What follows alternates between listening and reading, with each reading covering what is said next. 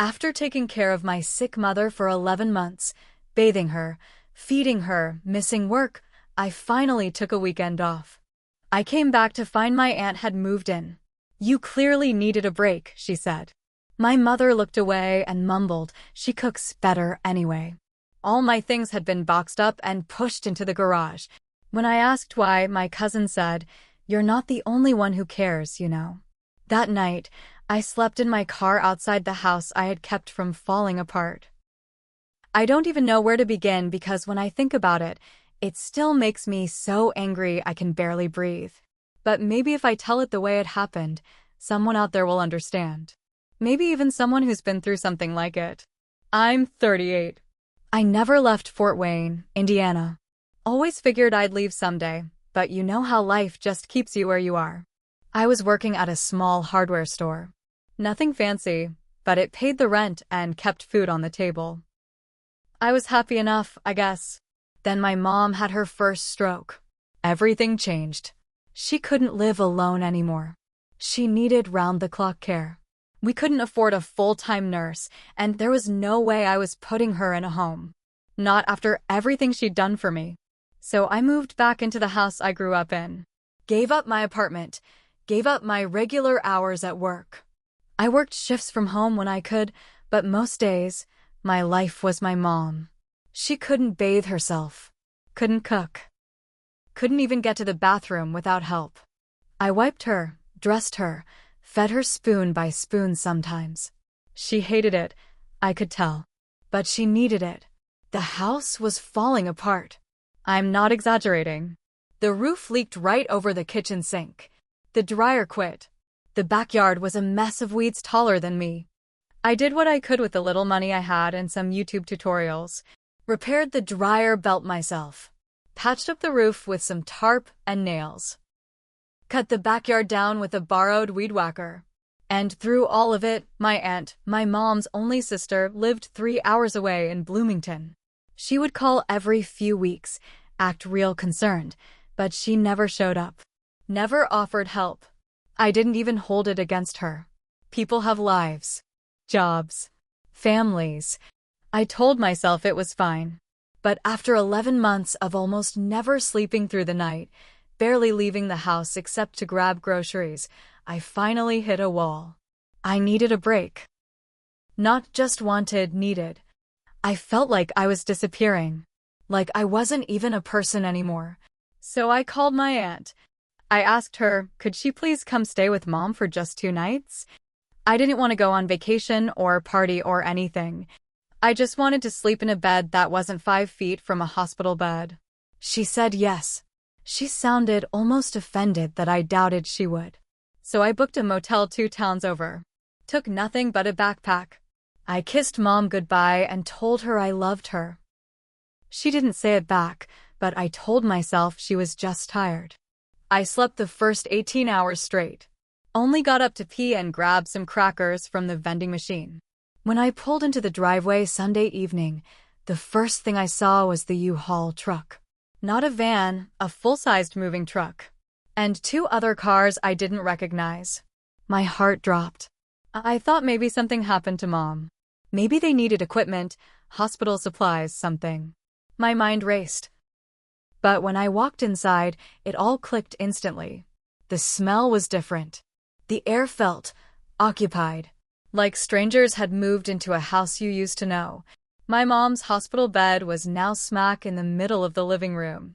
The pictures on the walls were changed. Family photos I'd hung up were taken down, replaced with random generic paintings. The rug was different. The curtains were different. And there, on the couch like she owned the place, was my aunt. Her legs kicked up, chatting loudly on her cell phone, TV blaring.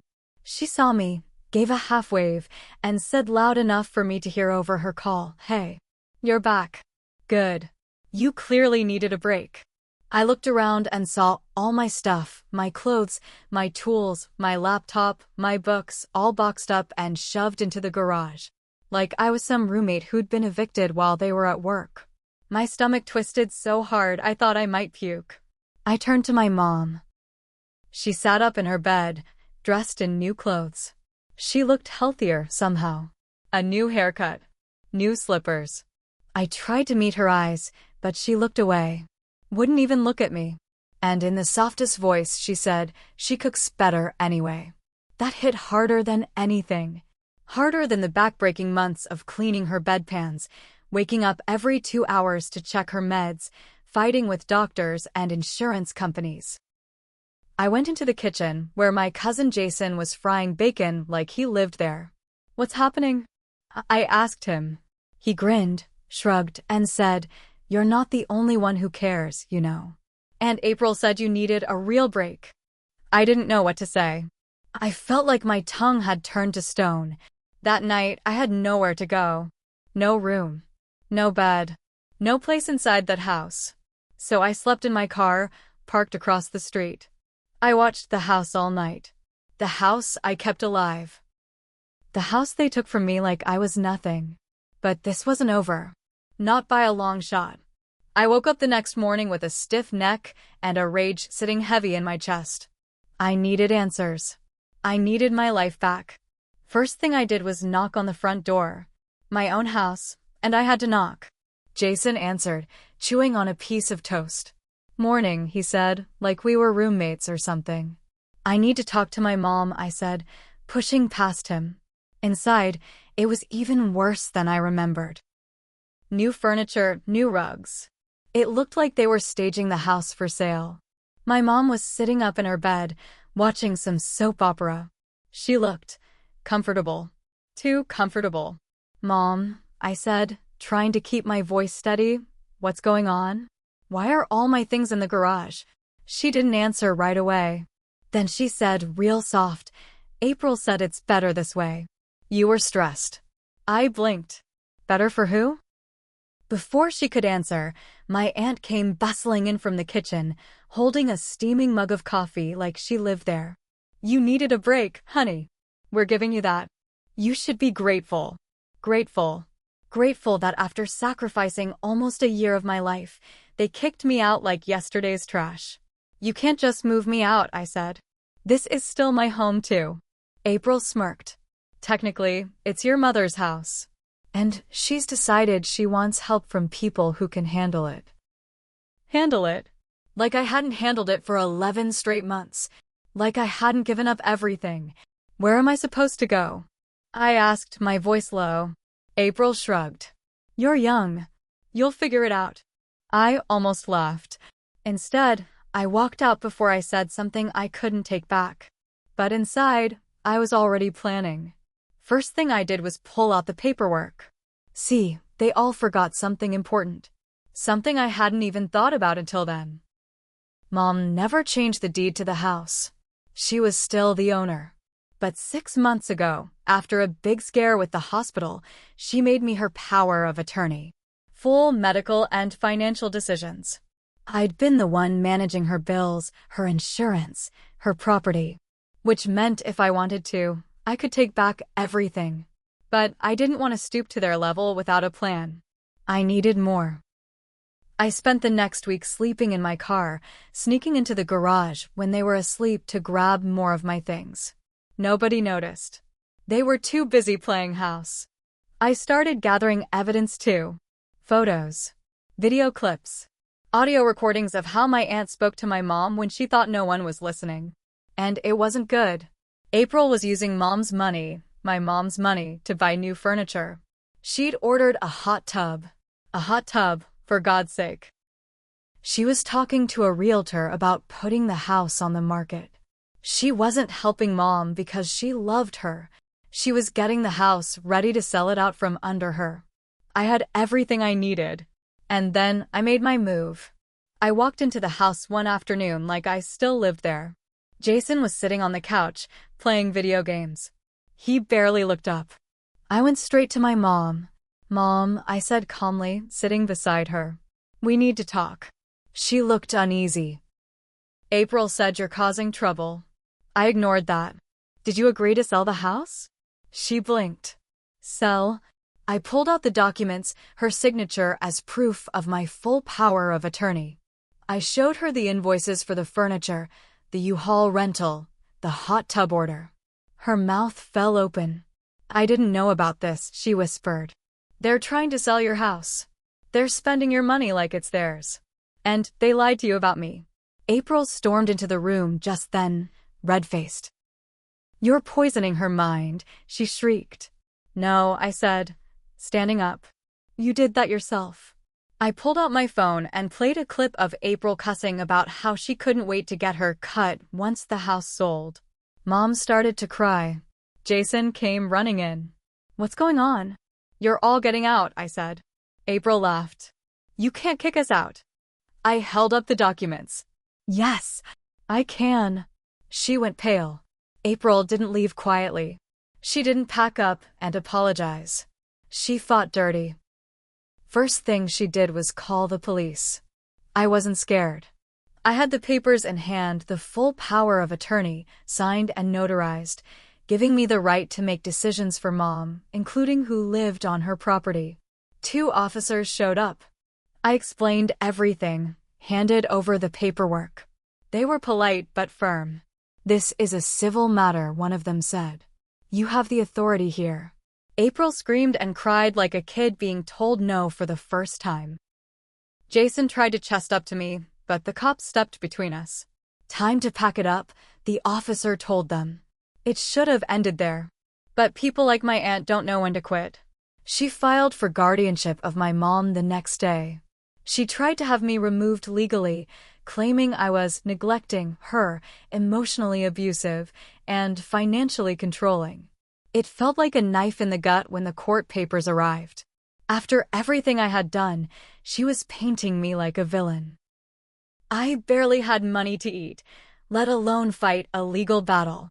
She, on the other hand, had my mom's credit cards now, racking up legal fees. I knew I had to get smart. First thing, I hired the cheapest lawyer I could find. He was rough around the edges, smelled like old cigarettes, but he knew his stuff. He told me the best way to win was proof. Cold, hard proof. So I gathered it. Bank statements showing how I spent Mom's money, groceries, medicine, house repairs. Video of April loading furniture into the U-Haul and laughing about selling this dump for a big check. Recordings of her yelling at Mom when she thought no one was listening. Witness statements from neighbors who saw me fixing up the house all year while no one else visited. Meanwhile, my mom's health started slipping again. All the chaos, the stress, it wore her down. One night, while I was feeding her soup, she grabbed my hand, real tight. "I'm sorry," she whispered. I almost broke right there. "It's okay, Mom," I said. "I've got you." The court hearing was scheduled for a month later. April showed up in a brand new outfit, hair done up like she was heading to a gala. Jason came too, looking smug.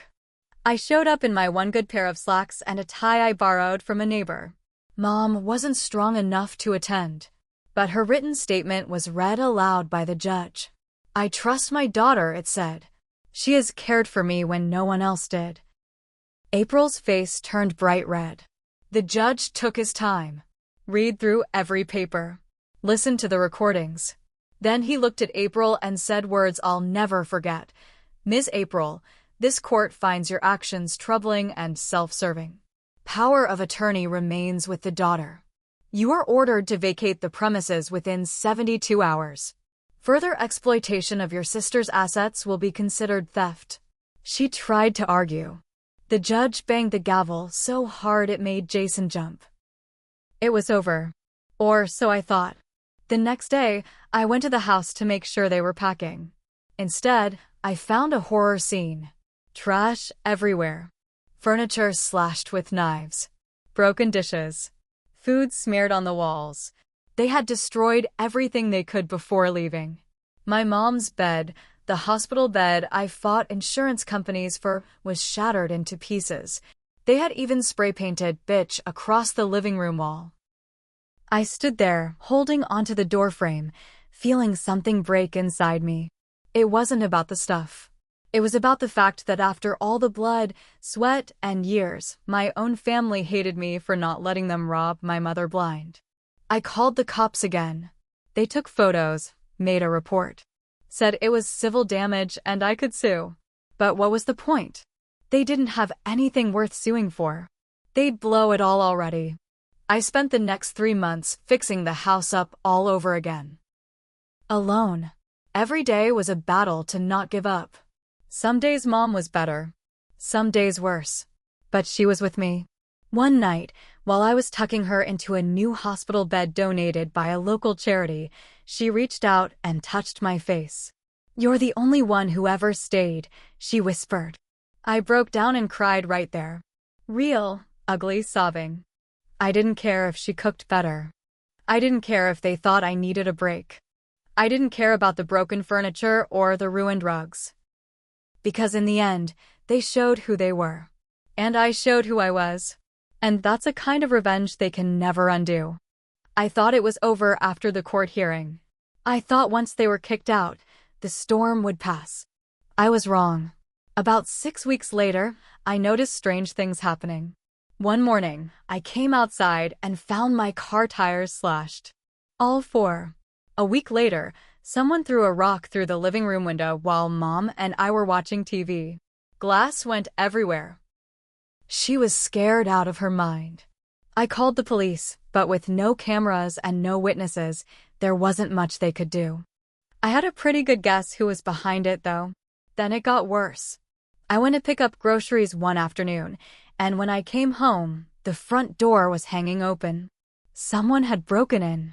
They didn't steal anything big, no TV, no jewelry. But they ransacked my bedroom, dumped my drawers, tore apart my closet, left a dead squirrel in my bed. I didn't even have to think twice. That was Jason's idea of a joke. I could picture him laughing about it. This time, the cops took it more seriously. They told me whoever did it wasn't just trying to scare me, they were escalating. I knew I had to protect Mom. I scraped together money to get a security system installed. Cameras on every door, motion detectors, alarms. I even put a camera hidden behind a bush facing the street. It paid off. 2 weeks later, the camera caught Jason sneaking around the house at night, spray paint in hand. He was trying to tag the garage with more insults when the motion lights kicked on. He froze like a deer in headlights, then ran off. I handed the footage over to the police. They picked him up 2 days later. He had outstanding warrants too, stupid stuff, like unpaid fines and a DUI, but it was enough to get him locked up for a while. When April heard about it, she flipped. She started posting all over Facebook, making up lies about me. Said I was stealing from my mother, said I was abusing her, said I was a leech who had been living off Mom's money for years. People who didn't know the truth believed her. Old family friends stopped calling. Some of them even sent me nasty messages. I almost lost it. I almost let the anger eat me alive. But then I remembered something my mom once told me, back when I was a teenager fighting with her over stupid things. If you're right, you don't have to shout about it. Just stay standing. Let them trip over their own lies. So that's what I did. It took months, but the truth finally came out. One of April's old friends, someone she thought she could trust, turned on her. Messaged me privately, said she couldn't keep quiet anymore. She sent me screenshots. Messages where April bragged about trying to break me, about taking back the house and the money, by making my life so miserable I would give up and leave. It was all there, in black and white. I took the messages straight to my lawyer. We filed a harassment and elder exploitation case against April. It wasn't about money anymore. It was about making sure she could never hurt Mom or anyone else again. April was dragged back into court. This time, there was no smug smile. No fancy new clothes. Just fear. The judge read every screenshot out loud, line by brutal line. April tried to cry, tried to fake being the victim. Nobody bought it. She was ordered to pay restitution for the damages to the house, barred from any contact with Mom or me, and put on probation for elder abuse. She lost what little respect she still had in town. Even her church turned their back on her. Jason stayed in jail longer than expected. He racked up more charges while he was in there. Fights, smuggling cigarettes, Dumb stuff that made his sentence longer. The last I heard, he moved out of state after getting out. Nobody's heard from him since. Good riddance. As for me and Mom, life isn't easy. I won't lie. Her health keeps getting worse. I'm still tired all the time. Broke most days. But we're okay. Better than okay.